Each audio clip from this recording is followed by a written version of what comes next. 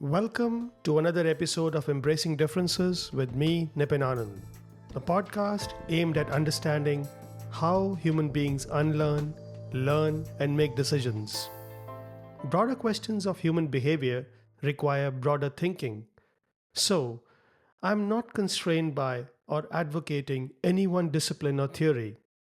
I draw from different disciplines, both within and even outside of academia, to make sense of human behavior. You can watch or listen to this podcast on Spotify, Apple Podcasts, and almost all main podcast channels. You can also watch it on YouTube. No reindeers were harmed. Every now and then, we hear arguments and explanations about zero harm.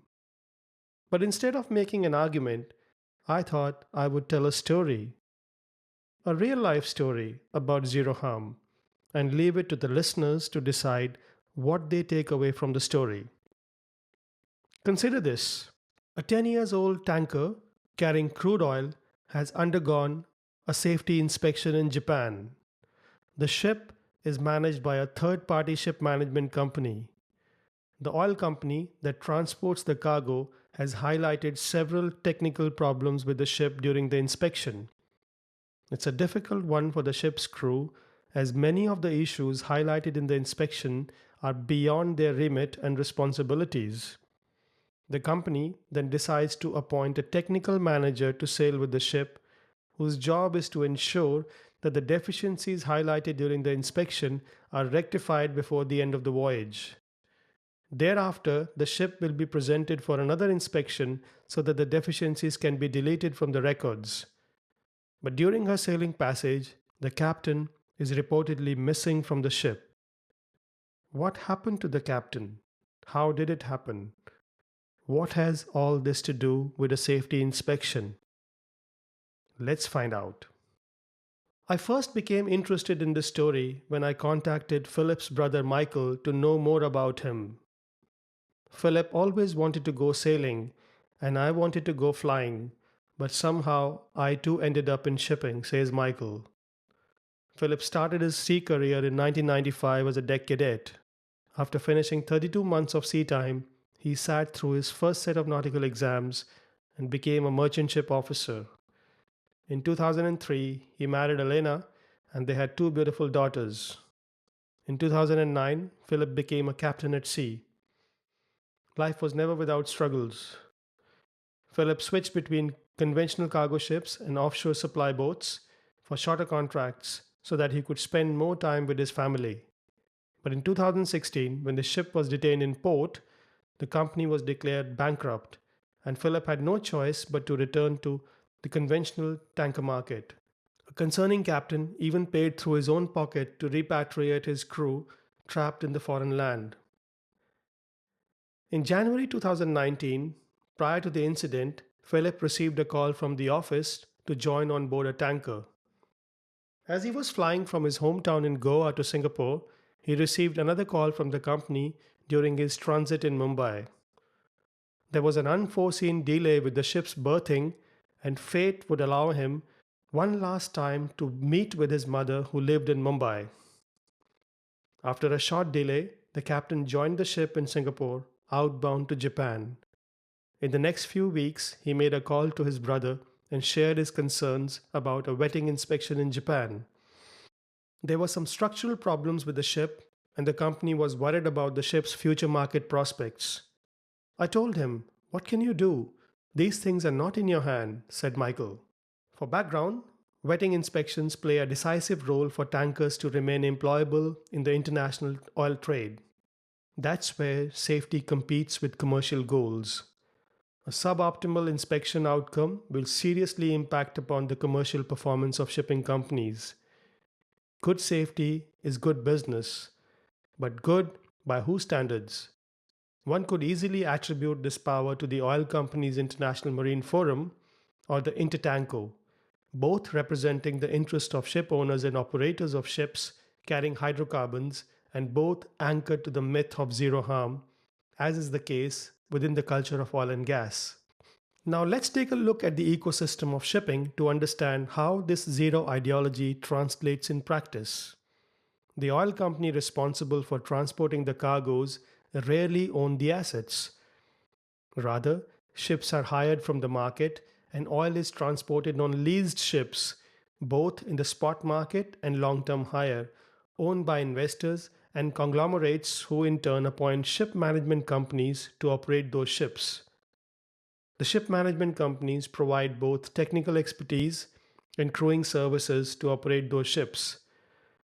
Tanker shipping is a highly competitive market where ship management companies compete against each other on a range of parameters, including safety, technical capabilities, and the retention of skilled crew to operate in a challenging environment. Wetting inspection performance measurement is by far the most powerful measure of success for shipping companies, where everyone strives for goal zero. But this seemingly straightforward trajectory means different things to different players in the industry. The International Safety Management Code, the ISM, first introduced almost 2 decades ago in an effort to move away from prescriptive regulations to a self regulated framework in international shipping, beautifully captures the multiple meanings of Goal Zero within different subcultures in the industry. To the meager ship owner reluctant to allocate a safety budget, ISM means I spend money. To a paper tiger ship management companies, it means I save money. To the insurers, underwriters, and private regulatory bodies in their quest to sell certification products, ISM means I see money. To a seafarer at the receiving end of this bureaucratic machinery, the ISM code is a malicious attempt to manage liability by transferring the risk to the last person in the chain. It means I see misery, often in the form of more paperwork, fatigue, blame, stress, anxiety of attending to an inspection, and even the growing trend of criminalization of seafarers. Making rational arguments and talking abstract theories is perhaps not the best way to understand the problem with Goal Zero. Instead, let us return to Captain Philip Mathew's story to uncover the hidden trajectory, trade offs, and unintended consequences of this endless search for perfection of an entire industry. On the 9th of June, just 3 days prior to this incident, Elena received a call from Philip. It was a usual long distance spouse conversation. Nothing unusual, said Philip, with the reassurance that they were just preparing for another inspection. It's a bit stressful, but nothing that I cannot handle. On 11th June, the ship was informed that the discharge port was Port Rashid in UAE, and apparently a vetting inspection was scheduled alongside cargo work to clear the deficiencies raised in Japan. According to the local rules, Port Rashid requires all ships calling port to submit port formalities at least 24 hours prior to arrival. Everyone got busy from there. On 12th June at around noontime, the family received a call from the company that the captain was missing from the ship. It's been 4 hours since he's missing. What have you done? Where are you searching? I asked. I was told that they were still searching, said Michael. When I pressed further, they said, where to search? The position he went missing, the position we found we suspect he was missing, or the position we came to know he was missing. If you don't belong to the world of shipping, it is so hard to imagine even the most obvious physical risks on a floating ship. When someone goes missing at sea, every movement adds to more complications. Not making decisions only makes the situation worse. The ship was about 60 miles south of the Iranian coast, and there were 4 ships searching for the captain. The ship managers assured me that they are doing their best, said Michael. I was totally lost. I didn't want to leave the office because I knew once I go home it would be harder to think. I sat around and tried to do a few things. Then I called the Indian embassy in Hamburg. I told this person I'm an ex seafarer from India and I'm now working in Hamburg, and this thing has just happened. Is there any way you could help? I told him the ship is near the coast of Iran, and I remember him scolding me back and saying, where are we? Where am I? And I said, you are in Hamburg, sir. Where did this incident happen? I said, the coast of Iran. And he said, why are you troubling me? This is not a question meant for me. and I was a little bit taken aback. What could be more demeaning than a bureaucratic response to a human being in distress? Having lived in the West and seeing how often immigrants are disowned by their own country of origin, I found a new meaning emerging from this narrative. It almost felt like an institutional attempt to manage the expectations of a third world citizen who was suddenly starting to feel his rights after living in a so called civilized society. Michael should have known better that his brother was not Captain Philip on board a Danish carrier hijacked by Somalian pirates, where the sovereign state would do all it takes to get their citizens back. It was Philip, a third world seafarer. It was Philip, a third world seafarer, working for a Singapore based ship owned by a Japanese owner and flagged under the Panamanian jurisdiction. Life is cheap, even cheaper when you come from a land of 1.5 billion. Who cares that a captain goes missing at sea? After a few hours of frantically searching the international waters, the ship managers concluded that it was time to call the rescue off and move on. The chartering manager called me and said, "Michael, we have searched everywhere. We have spoken to the Director General Shipping in India. It's too dark, and now we are abandoning the search." I was I was very numb. I was very, very numb. With all these things that happened before that, I was just couldn't believe this was so real and so happening. "But aren't you all going to search?" Michael asked. And I remember he said, "It's dark, and we have all spoken to the Director General, and now we just have to move on. The ship will sail out, but the Iranian search and rescue team will continue with the search. First, the missing seafarer is abandoned by his own state, and then by the employers, all within the course of a few hours. And if this is not enough, the Iranian Coast Guard informed Michael that the only reason they were continuing their search for his brother was because there was another accident reported in the area. Consider yourself lucky. There has been a piracy attack on two merchant ships today, so we will all be looking out for your missing relative," they told me, Michael said. It is as if my brother meant nothing. I should just consider myself lucky. I don't have the adjective to describe how it felt. The propaganda of zero harm. What an unfortunate story of apathy in pursuit of zero harm. The ship manager could not afford any more time for a missing employee. The state washed its hand off from the citizen. The regional coast guard obviously had other priorities, and in the absence of any humanitarian support, it was a lone brother coordinating search and rescue from his own office in Hamburg through the night. The most painful aspect of this saga is that it is not at all painful within the culture of shipping. It is expected and quite normal. A senior manager tells me oil companies are still better than the rest when it comes to taking care of their people. I wondered, how much worse does it get at the bottom end of the strata? What struck me as I listened to Michael was his ingenuity, even under enormous stress. Michael tried everything possible, everything humanly possible, from tagging the Indian foreign minister on a Twitter post to begging every possible search and coordination center in the regional waters seeking assistance. What should otherwise be a concerted effort of an industry came down to one person's endeavors to save his family. Nearly every oil tanker carries a conspicuous slogan at the forefront of the accommodation. And all that it takes is a crisis situation to uncover the futility of such slogans. It reminds me of the plight of an Argentine ship captain whose ship was once detained in Aberdeen.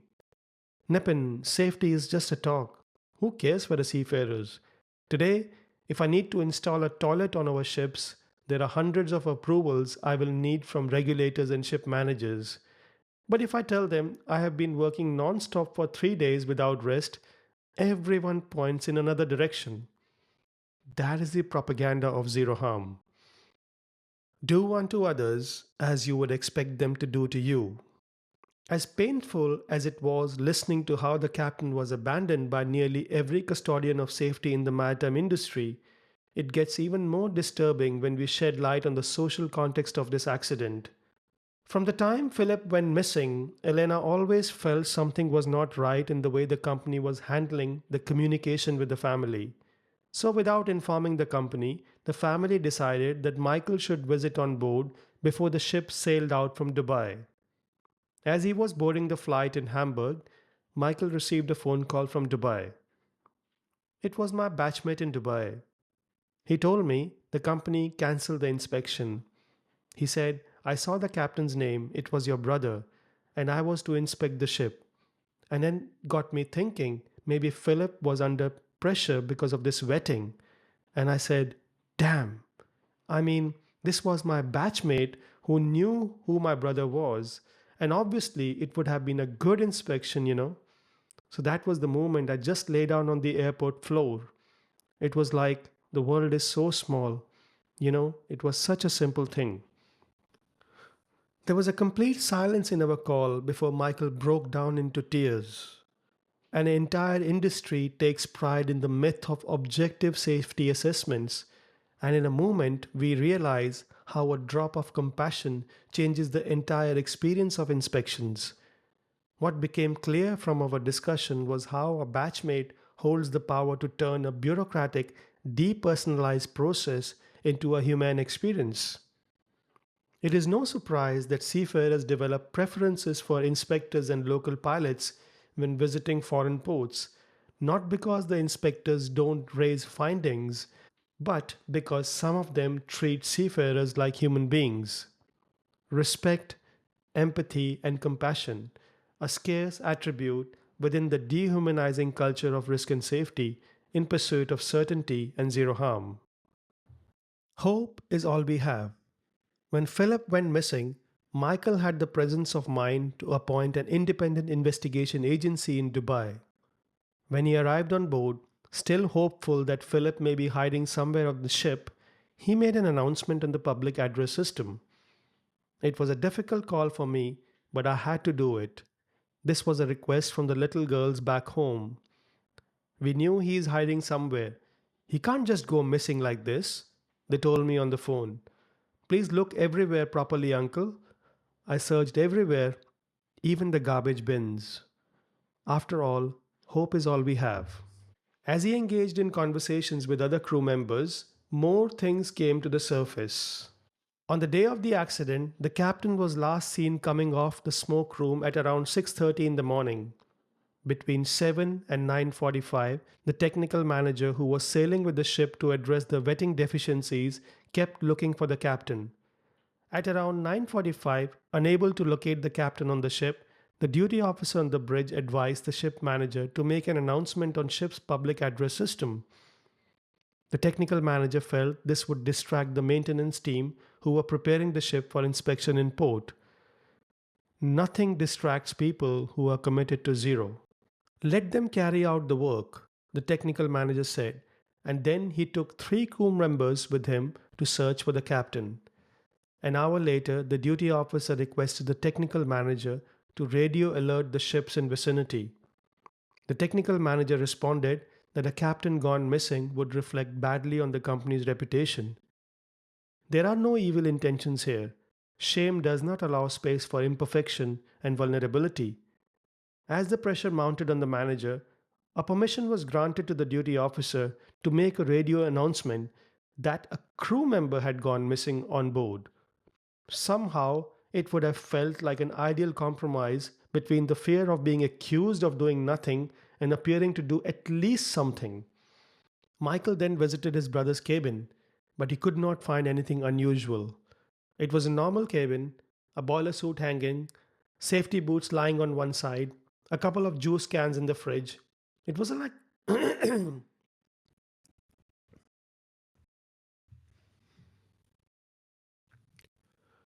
it was like a normal person who had left his cabin and as if he was coming back. Nothing unusual. There was a small Bible with a bookmark which Philip used to carry with him. By this time, a parallel narrative was starting to emerge from the company. The captain may have self harmed. Michael remained unconvinced of this narrative as he continued talking to more crew members in search for more evidence. His search took a new meaning when Michael spoke with the ship's agent. The ship's agent told Michael that on the night before he went missing, the captain spoke with him on phone several calls. He told me that the captain was busy preparing for the inspection until 01:45 in the morning and sending me the required paperwork. Michael said. The agent reminded him to get some rest, but a diligent captain, wanting to make sure that everything was in order before he hit the bed. There was one last paper that he could not submit before he went to bed because it needed the chief engineer's signature. At 5 a.m., the captain was back at work again with roughly about 3 hours of rest, at least on the paper. This raised more alarm bells for Michael. He was keen to find out what happened between 6:30 and 9:45, the time that the captain was last seen by the ship's crew and when he went missing. He requested the company for a copy of the voice data recorder, the black box, and after initial resistance, Michael finally obtained a copy for his records.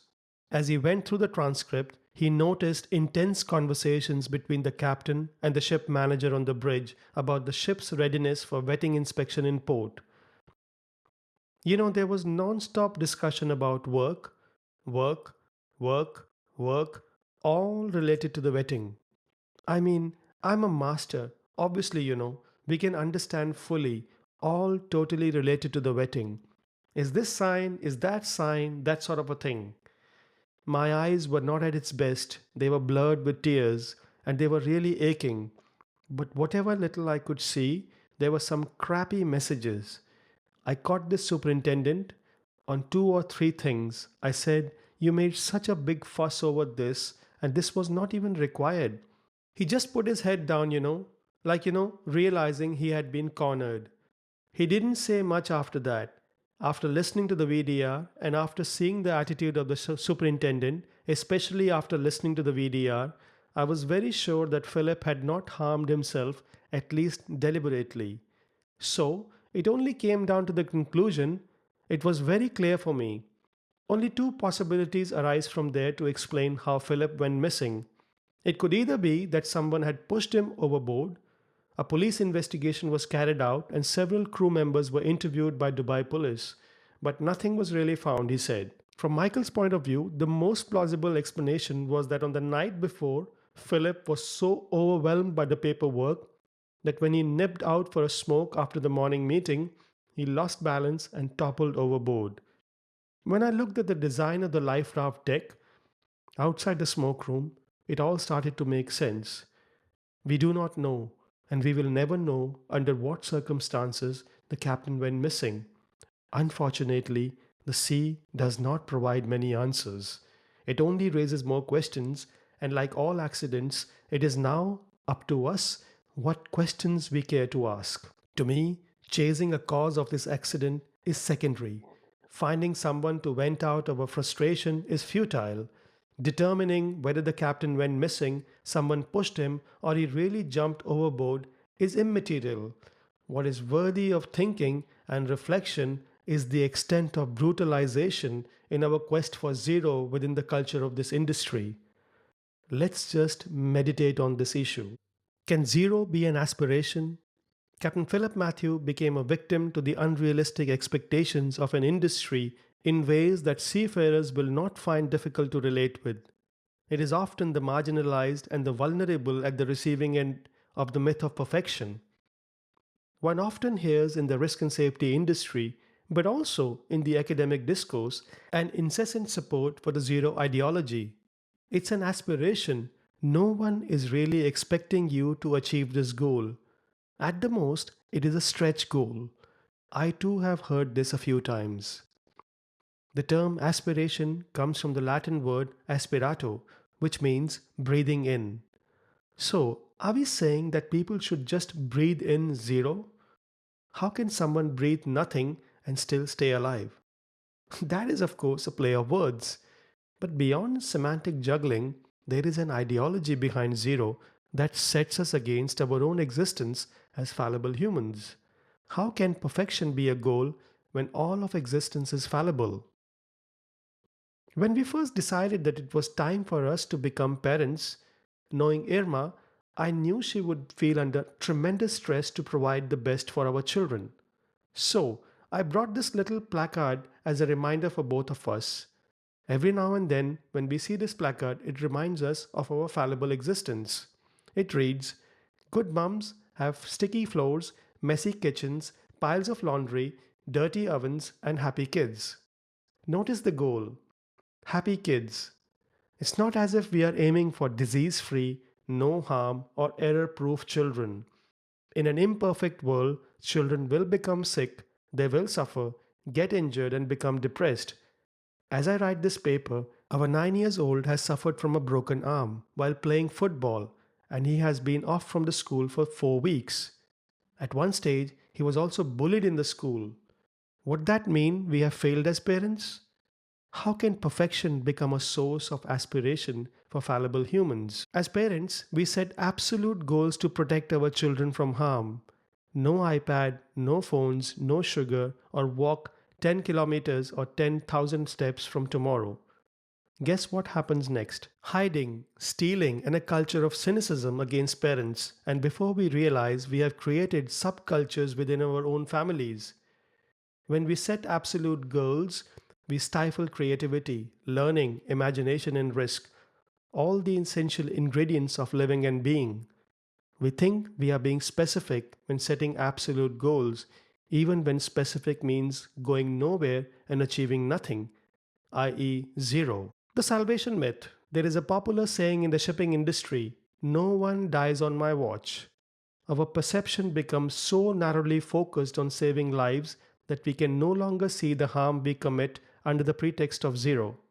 The notion that I'm here to save you is perhaps one of the most dangerously misleading myths of safety, even from a legal perspective. It took months of struggle for Michael to watch his brother being acknowledged as a statistic within the International Maritime Organization accident database. The IMO refuses to register an accident if it were not reported by the ship's flag state. But the flag state of the ship, Panama, has no incentive to acknowledge a death on board one of their flagged vessels. That would come in the way of goal zero. It doesn't end there. Captain Philip Matthews is survived by a widow and two little girls. In the absence of state support, the family needs immediate access to his funds in the bank. But federal laws don't allow Indian banks to release the funds until a death certificate is produced, which could take up to 7 years from the time a person goes missing. How often do we think about the unintended consequences of goal zero? There is another problem with the salvation myth. It makes it dogmatic and anti-learning. Some time ago, I was sipping a glass of wine while the plane was landing in Aberdeen. The flight attendant swapped my glass for a plastic one, and all she had to say was, "This is not safe for you." Period. Nothing scares people more than the fear of death. It is where all conversations come to an end. Once an inspector says it's not safe for you, the captain must obey his command. Zero thrives on fear because deep inside, nothing makes us more anxious than the fear of mortality. So few learn because so few understand the cyclical nature of unlearning and relearning, which means destruction always leads to rebirth. The perfection myth. If you still believe that goal zero is just an aspiration and that it should not be taken so seriously, perhaps it would be an idea to reflect on the situation of Philip's widow and the two girls. I hear you. It's Philip's fault that he took his goals too seriously. Zero is not just a number to manage. Zero is a symbol of the denial of existence. Zero strips us of our existence as fallible beings.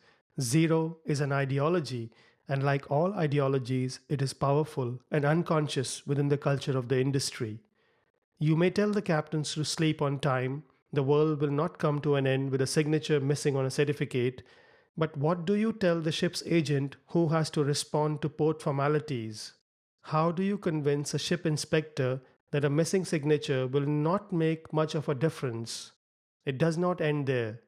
To date, there has been no formal investigation into this case by the shipping company. Isn't it strange that in an industry where a finger injury generates piles of paperwork, an incident involving a captain missing at sea goes silenced for years? That is the power of zero. We return to the original theme of this article. No reindeers were harmed. A Filipino junior officer once told me, "I cannot sleep, sir," thinking, what if I miss the signature on a fire extinguisher? What if the inspector will find out? Will I go home? No job for me then? Zero strips people of their dignity and humanity. Look around and you will find zero everywhere. No reindeers were harmed in making this good stuff. No animals were harmed in making this film.